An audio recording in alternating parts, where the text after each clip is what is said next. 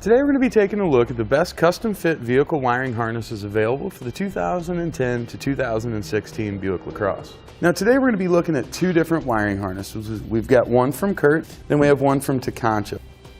Both of them are going to do a really good job. I think longevity, the Tekonsha takes a slight edge there. As far as power output, the Curt takes a slight edge there. But overall they're both going to give you a good working 4-pole in the back of your vehicle. A 4-pole connector looks just like this. It's going to be a 4 flat. This is going to give us our running light signal, left turn and brake, right turn and brake, and also our ground. You can see the Curt has a little dust cover that attaches around. That can be removed if you choose. The Tekonsha is a little bit different. It stays permanently attached. I kind of like that. We don't have to worry about losing it, but it's not that big of a difference one way or the other. Now both of these wiring harnesses are going to use a module type box. So we're going to run power to it. We're going to run ground to it. It's going to be the same on both. And that's going to be a standalone powered system. So we're not going to be drawing excess power through our vehicle's wiring system. Then we've got our T connectors. These are going to plug in line directly between our factory taillight and our wiring harness. That allows us to get the signal as it comes through. That's then transferred in our box to a working signal for our trailer. Another nice thing about the module is that it's going to separate your vehicle from your trailer. Trailers oftentimes have shorts.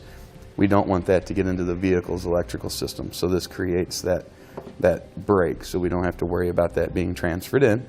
Now in both the wiring harnesses, we're going to be running that 12-volt power wire using the supplied bulk wire up to our positive side of our battery.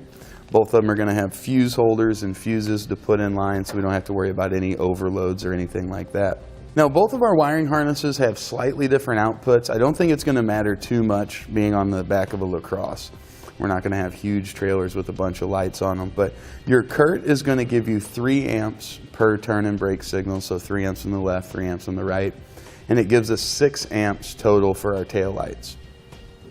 With the Tekonsha, we're looking at 2.1 amps for each side turn and brake and 5.6 amps for the running lights. And again, that should be more than enough to cover just about everything out there.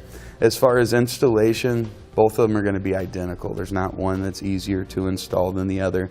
And as far as longevity or life, while they are both very, very similar, the one difference we tend to see, the adhesive tape that we use to mount the Curt module box sometimes separates.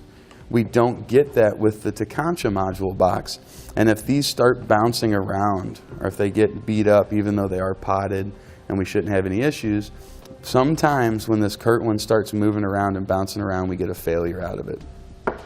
And again, that's only going to be if that double-sided tape doesn't stick.